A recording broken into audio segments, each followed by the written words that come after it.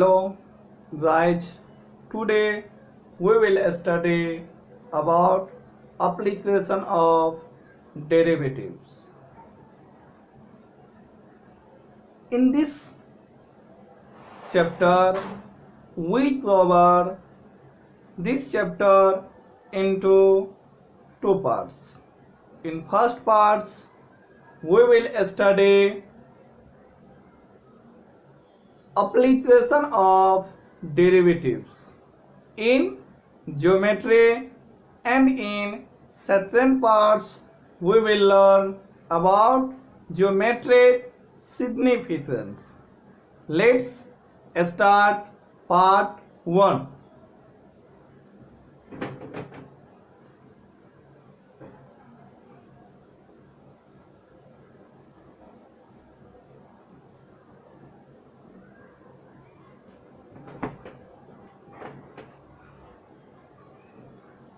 First of all, application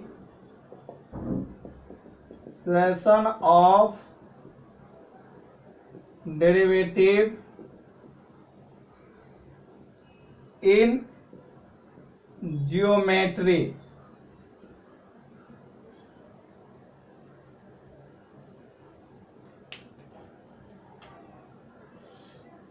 Let y equal to f of x be a continuous function of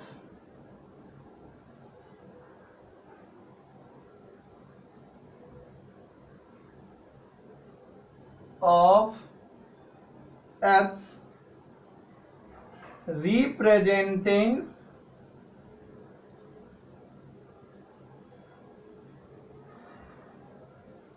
a curve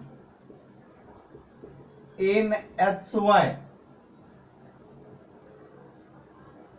plane and point x1 y1 be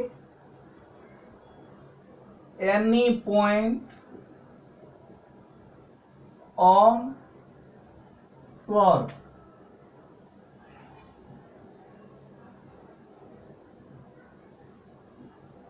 Then slope equal to dy upon dx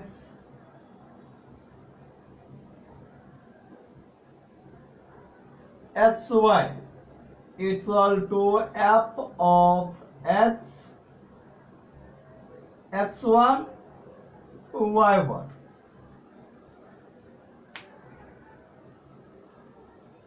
अभी समझते हैं, late y जो है ये function f of x है जो represent करते curve इन plane xy, और पॉइंट जो है ये है p ऑफ x1 y1. तो स्लोप क्या होते हैं? Slope equal to dy upon dx xy. इसी को हम अनदर वर्ड में f डैश x x1 और y1 लेते हैं.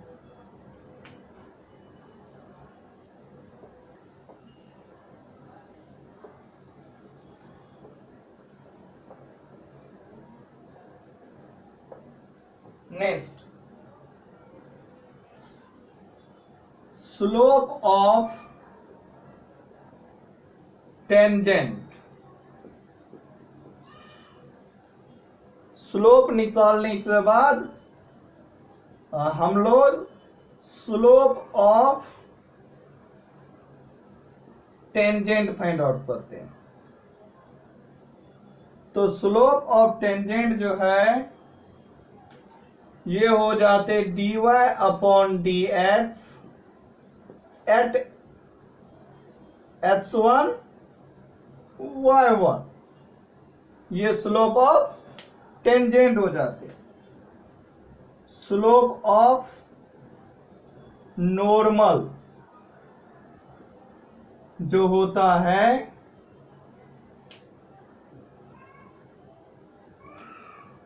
-1 upon dy upon dx at x1 y1।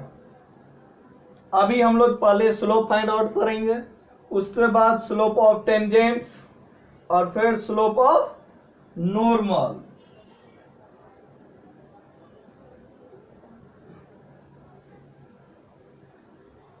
Next point, equation of tangent at point x1 y1। तो ये फॉर्मूला हो जाते y minus y1 equal to dy upon dx at x1 y1 into x minus x1। ये हमारा slope का formula हो जाते हैं। Next, equation of normal,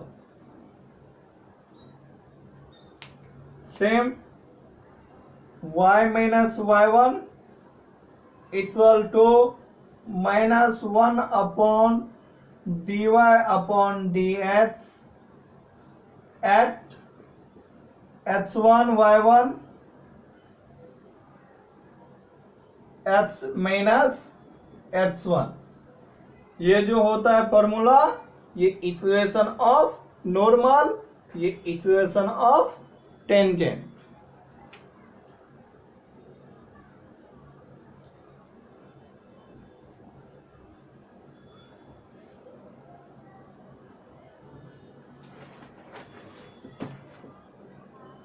next point,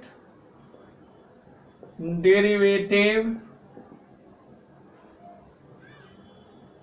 as a rate major.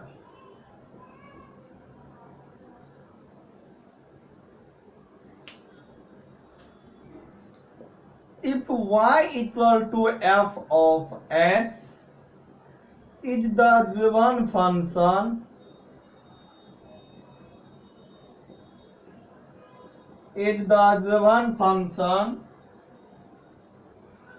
then change in x from x1 to x2 is generally denoted by delta x equal to x2 minus x1 and the corresponding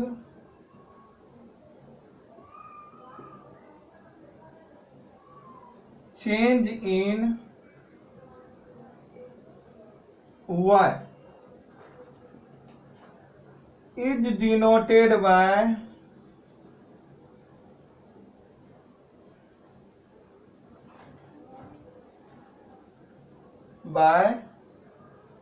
delta y, that is fx2 minus fx1, and difference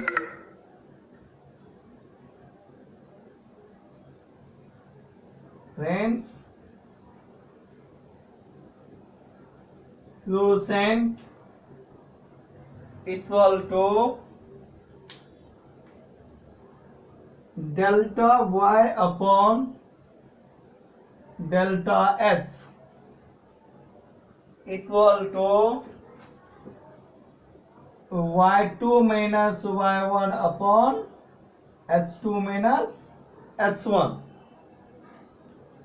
और यहां पे जो delta y है f of h2 minus f of h1 equal to y2 minus y1 भी लेंगे। तो ये हमारा होता है derivative as a rate major.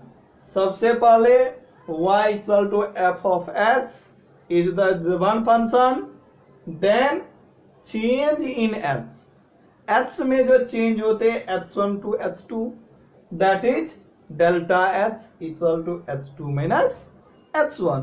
इसी तरह से जब चेंज y में होते हैं तो delta y equal to f of h2 minus f of h1 equal to y2 minus y1। और डिफरेंस क्यूसेंट जो होते हैं मीन्स दोनों का क्यूसेंट मीन्स रेशियो अपॉन में, तो delta y upon delta h equal to y2 minus y1 बट्टा h2 minus h1।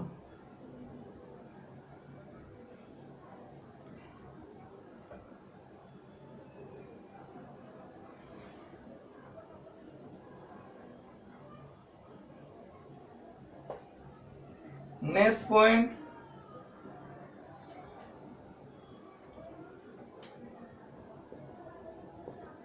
Instantaneous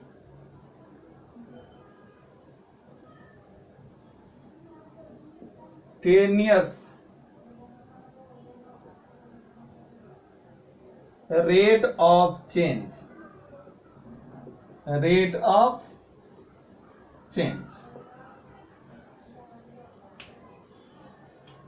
that is a limit delta x tends to 0 delta y upon delta x equal to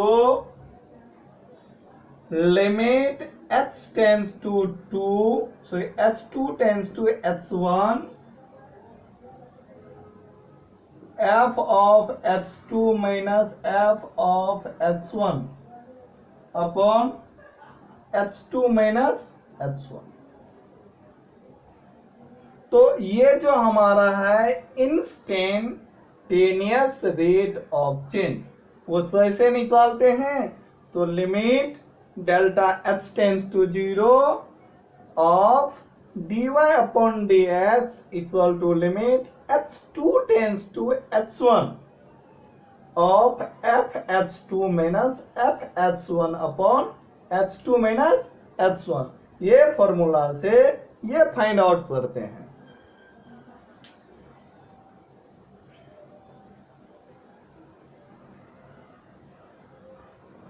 next point, velocity, acceleration and jerk. अभी सबसे पहले let s equal to f of t is the displacement, is the displacement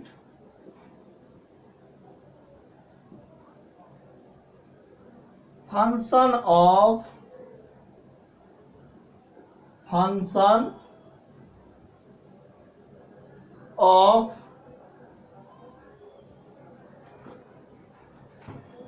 particles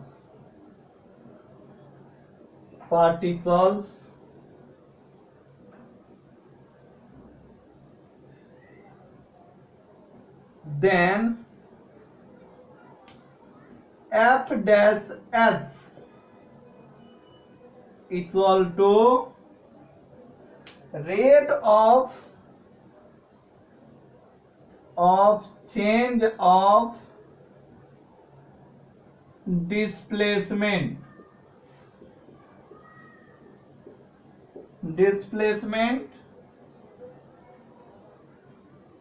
s with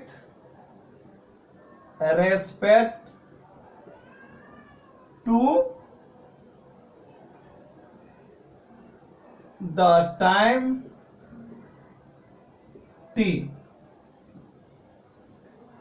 therefore velocity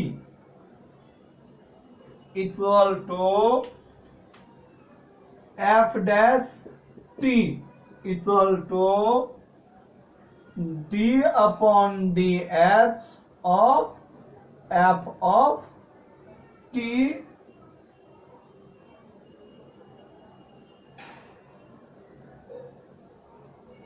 और sorry F of H. तो अभी ध्यान देना है, this is your also F of H. Velocity क्या होते, let H equal to F of H is the displacement function of particle. F dash H जो होते हैं rate of change of displacement S with respect to the time t, then velocity equal to f dash t equal to d upon dx of f of h। तो इस तरह से हम velocity find out करते हैं। अभी इसी तरह से अगर हम एसीलरेशन ले, एसीलरेशन दैट इज ए, तो ये हो जाएगा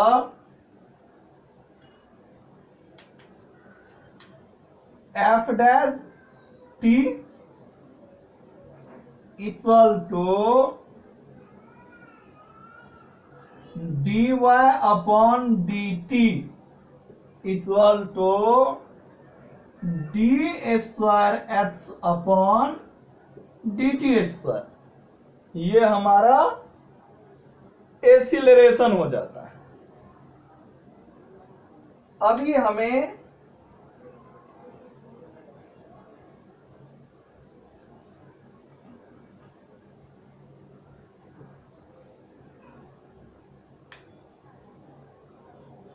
और इक्वल टू दैट इज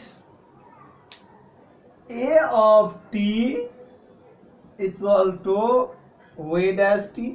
हम लिख सकते एसिलरेशन है change in velocity with respect to time equal to V dash T और equal to S double dash T. Next point jerk. Jerk जो है J equal to D A upon D T equal to D cube A sorry D cube S upon D T cube equal to S triple dash T equal to V double dash T equal to A dash T. इस तरह से हमारा jerk निकलता है। तो ये तीनों में रिलेशन होते हैं। डिस्प्लेसमेंट से वेलोसिटी फाइंड आउट करते हैं, वेलोसिटी से एसिलरेशन और एसिलरेशन से जर्क। हमने देखा पहले वेलोसिटी फाइंड आउट किया, फिर एसिलरेशन और अभी जर्क फाइंड आउट किया।